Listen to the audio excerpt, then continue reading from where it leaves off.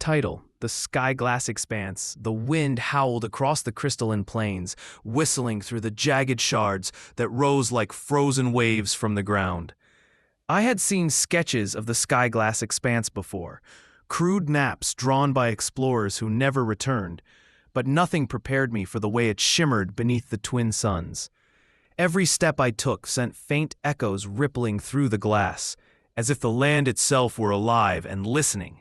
My name is Cale Avon, Sky Cartographer of the Azure Guild, and my mission was simple: reach the Heart Prism, the legendary core of the Expanse, said to control the balance of light across the world of Alindra. If the legends were true, the prism was dimming, and without its radiance, the skies would fade to eternal dusk. The beginning into the glass. I began my journey at dawn, setting out from the edge settlement of Varus Reach, where the sand met the glass. My skimmer, a wind-propelled glider built for fragile terrain, slid smoothly over the surface, sails catching the early morning thermals. Beneath me, I could see the ghosts of the world below, shadows of ancient cities trapped in the translucent depths. The expanse was not empty. Strange creatures drifted within the glass, translucent leviathans that pulsed with blue light, moving like whales through solid sea. Their low hum vibrated up through the soles of my boots, a haunting melody that both guided and unsettled me. By nightfall, I had made camp in the hollow of a collapsed shard, lighting my lumen coil, a crystal sphere that captured and released sunlight. As I ate dried Vryn fruit, its sweet tang reminding me of home, I marked my progress on a map etched in light. The silence was vast, broken only by the whisper of shifting glass. Then I heard it, a faint tapping, rhythmic and deliberate. When I turned, a figure emerged from the shadows, tall, wrapped in layers of glimmering cloth that reflected the moonlight. Their face was hidden, but their voice was soft and resonant. "You walk toward the heart," they said. "Few who do return unchanged."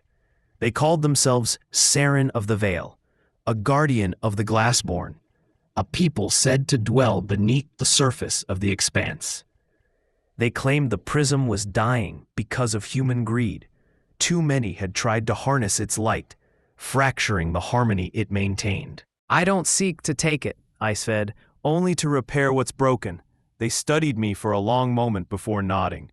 "Then you will need the Path of Echoes. Follow the hum, it will lead you deeper." When I blinked, they were gone. The middle, the Path of Echoes. For 3 days I followed the hum. It grew louder the closer I came to the Heartlands, until the very air seemed to vibrate with sound. The glass shifted color, from clear blue to molten gold, reflecting not the suns above but the memories of those who had walked here before. Flickering images of travelers, warriors, and dreamers lost to time. One night, the ground beneath me fractured. My skimmer plunged through a fissure into a vast, glowing cavern. I barely managed to land on a ridge of obsidian glass. Below me stretched an underground lake of liquid light. Luminara, if the myths were right. There, in the luminous mist, I saw the Glassborn. They were tall and slender, their bodies like translucent quartz, veins of soft light pulsing within. They moved gracefully, speaking in harmonic tones that resonated in my bones. I couldn't understand their words, but their emotions flooded my mind: curiosity, sorrow, and an ancient warning. When they touched my map, it flared with light, lines rearranging to form a new route. The Path of Echoes, true and complete. I bowed in gratitude, but as I left, one of the Glassborn grasped my wrist, their glow dimming. A final image burned into my thoughts: the Heart Prism, cracked and bleeding light into the dark. The end, the Heart Prism.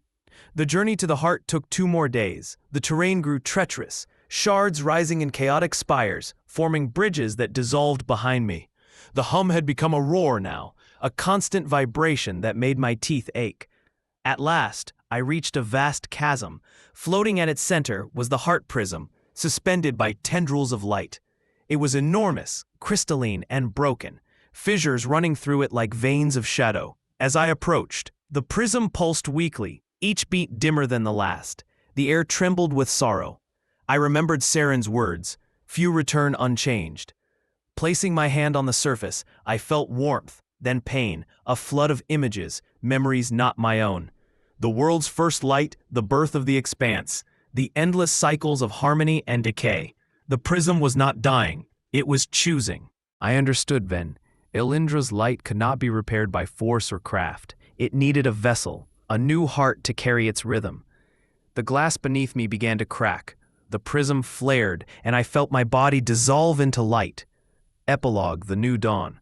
When I opened my eyes, I was floating above the expanse, my form refracted in every shard below. I had become something new, part human, part light. The heart prism pulsed steadily again, its cracks sealed, its glow reborn. Travelers who now cross the Skyglass speak of a voice in the wind, guiding them through storms and silence alike. They say the maps glow brighter near the heart, that the glass sings more clearly. Perhaps that is me, or perhaps it is simply the world, remembering. Either way, the expanse lives on, and its light will never fade again.